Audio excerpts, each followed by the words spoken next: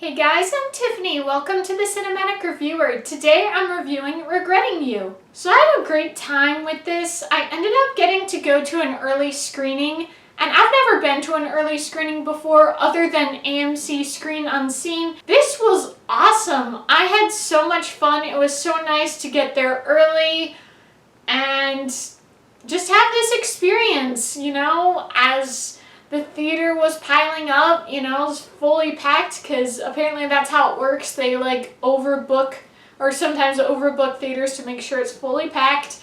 And I ended up getting this poster, which was really cool because one of the girls won a giveaway.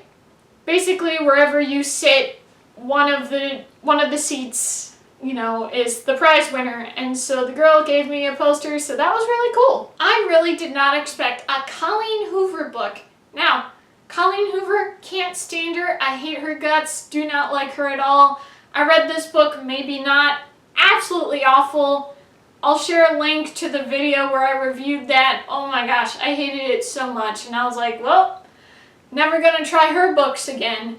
But I will say, It Ends With Us, the movie that came out last year, I actually had a decent time with. Not like, oh my gosh, amazing, but a nice, decent time. And so this was a movie, Regretting You, that I was not really going to see. But then I was kind of talking with my mom, and it's like, well, we could see that. And then it worked out with early screening, and oh my gosh, this was so great. I had such a fun time with it. Honestly, I really did not expect a Colleen Hoover book to end up being an excellent movie, but it was! And I'd never heard about this story. I'd heard plenty of talk of Colleen Hoover books. Verity, It Ends With Us, November 9, Ugly Love.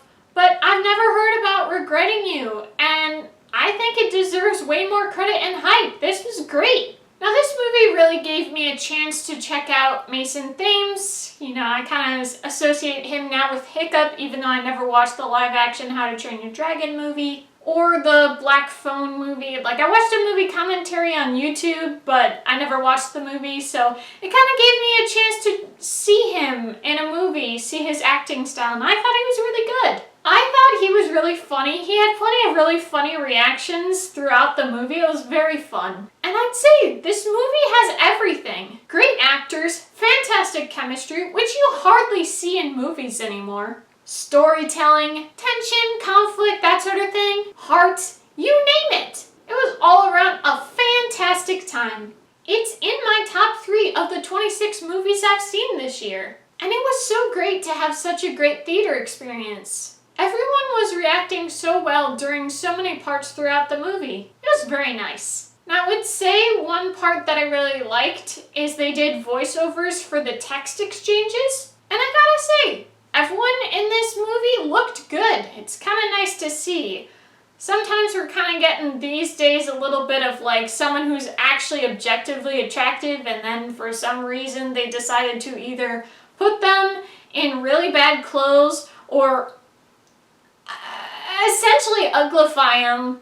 It's just kind of a weird choice, so it was really nice to actually see everyone look so good in this movie. It was a little wild to see Mckenna Grace and Mason Thames being so grown up and getting a bit hot and heavy. I did watch a YouTube movie commentary on Black Phone, and I've seen so many of Mckenna Grace's child performances. So it was just one of those things where, because they're 18 and 19 years old, and I'm 24, there's just something for me where I'm like, oh my gosh, look at how the time is gone. I'm getting so old. When you see people that used to literally be kids 2 seconds ago, now they're grown-ups, they're the youngest adults, it's wild to see. Now, for Mckenna Grace, I will be honest, I never liked her when she was a child actress. She really annoyed me, whether it was her performance or the number of times she would be in movies and shows. But I thought she was good in this movie. Maybe she's just better as an adult. Now, when Dave Franco and Allison Williams were in the pool in a flashback scene, and they tangled their legs together, I couldn't help but think of the movie Together. It's a movie that came out earlier this year with Dave Franco. A very different movie for sure. One, a contemporary romance, and one, a super major body horror that really traumatized me. That was a little so much. I am shocked that I hated the new Taylor Swift album, but I loved the new Colleen Hoover movie. I gotta say, this is a wild October. I thought the best friend was very funny. I'm really glad she wasn't unlikable. Every character in this was enjoyable. It was nice to have a cast where I pretty much recognized everyone. I had such a great time. Now with so many women in the theater, it really proves we will show up and show out for romance movies. The same as how we're reading all these romance books. Now while publishing companies are pandering to us and actually listening to their audience, film studios for the most part have completely abandoned the romance genre. Romance is hardly a subplot anymore. Never mind being the central component of a movie or show. So it's really nice and refreshing to get one, a romance movie, and two, a really great and fantastic romance movie. It was definitely a movie that made sure to respect its female audience. I really enjoyed this story. I would definitely see this movie again. And I'll be real, even though I've been very anti-Colleen Hoover,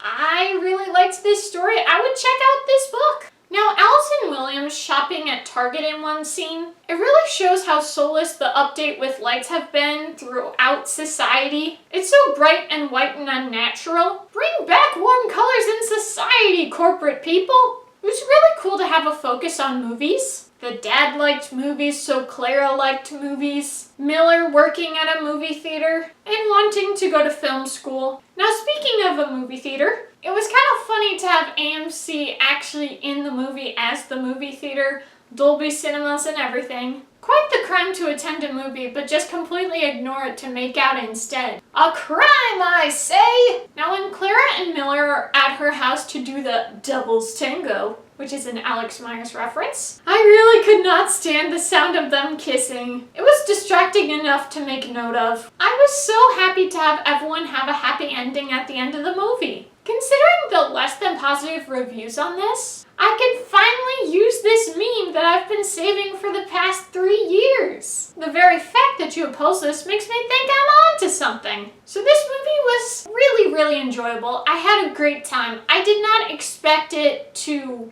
actually be good and then be great and then be one of my favorite movies this year. I had an all-around really fun time. 5 out of 5. 10 out of 10. Fun, fun, fun. A great all-around time. Thank you guys so much for watching. I hope you enjoyed. If you did, be sure to give this video a big thumbs up, comment below, and if you liked this video and would like to see more movie content, be sure to hit that subscribe button. See you guys next time. Bye!